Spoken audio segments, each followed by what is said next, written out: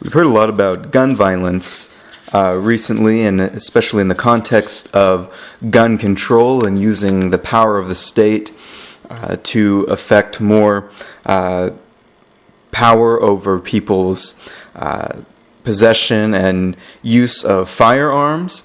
And this always comes up after a mass shooting or some type of very public gun crime. But there's a lot of facts that aren't included and aren't even known when taking part in this gun discussion. And here are a few things that you need to know about gun crime in the United States before beginning a discussion, which usually is hysterical, on gun control and how there's some need for more state control and more state laws to control who and who can't possess a firearm. Here are some of the facts done by a Pew Research study, which can easily be found online.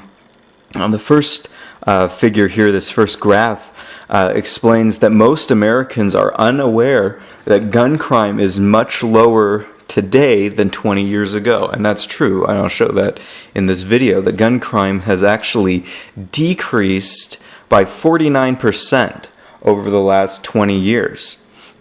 And that also coincides with the fact that the population has grown and the number of guns in the United States, that has also grown substantially at the same time.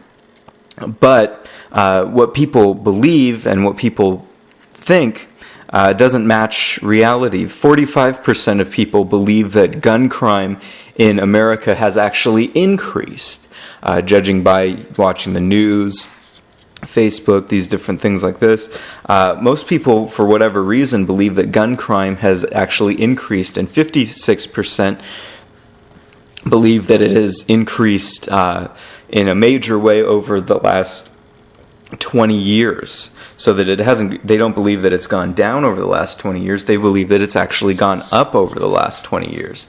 But here's the facts. You can see this graph here. 1963 was a low point through the 1970s and 1980s, peaking in the 1970s. There was a rise in gun crime and gun homicides.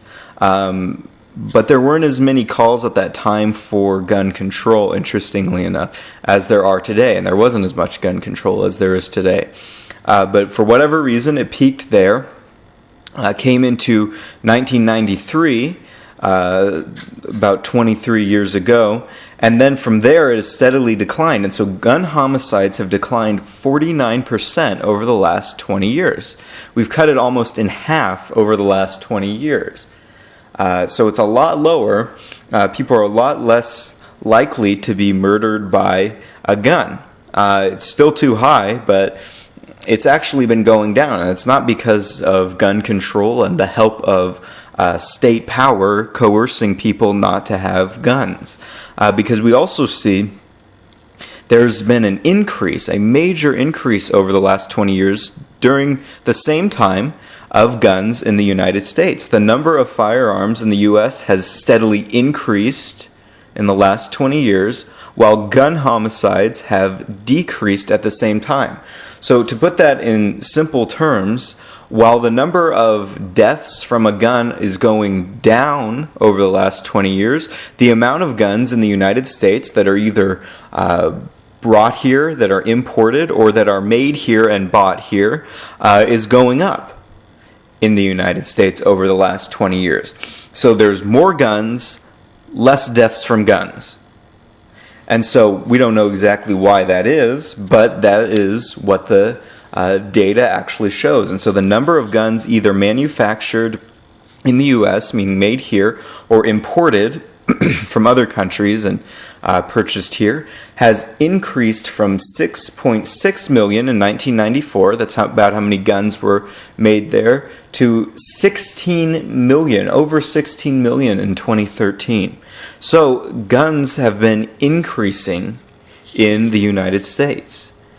And gun homicides have been decreasing in the United States. But that's not what you would hear from gun control advocates. They likely don't even know that themselves.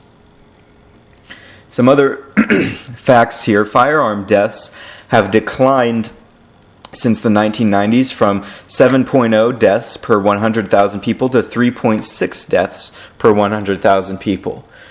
So there is this steady decline of deaths from a firearm, from a gun. It's much less likely to be killed by a gun these days than it was 20 years ago. Firearm victimizations, this can include death, this can also include other violent crime, per 100,000 people have declined from 725 per 100,000 people in 1993 to 181 in 2011. See that major decrease. And then non-fatal violent crime involving a firearm has also decreased substantially from 7,000, almost 8,000 deaths per 100,000 people to 2,000 deaths, 2,200 deaths per 100,000 people over a little less than 20 years, from 1993 to 2011. So this hysterical idea that we need to do something now and that something needs to be done and that this needs to be stopped is just that. It's hysterical.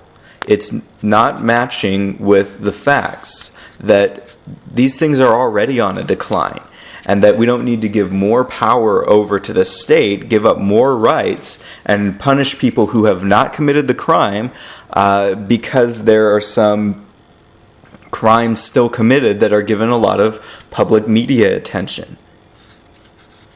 And lastly, this is not something that is good in any way, but it does help put things in perspective.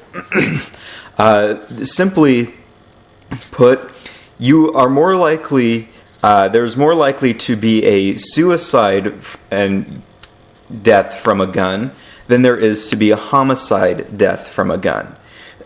In other words, someone with a gun, according to this statistic, is more likely to shoot themselves than shoot someone else. Now, there's still too many suicides, there's still too many homicides, but this should put things in perspective a little bit. Suicides account for more gun deaths than homicides.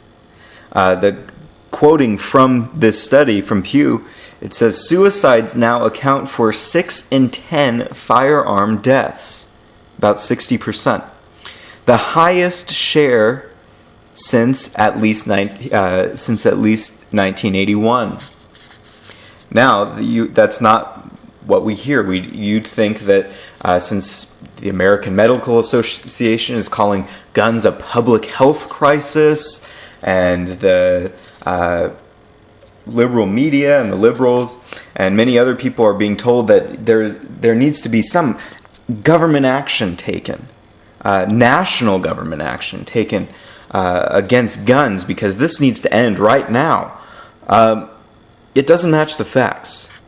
It's hysterical. It doesn't match up with the facts that while guns have been increasing, gun crime, gun deaths, gun homicides have been almost cut in half over the last 20 years.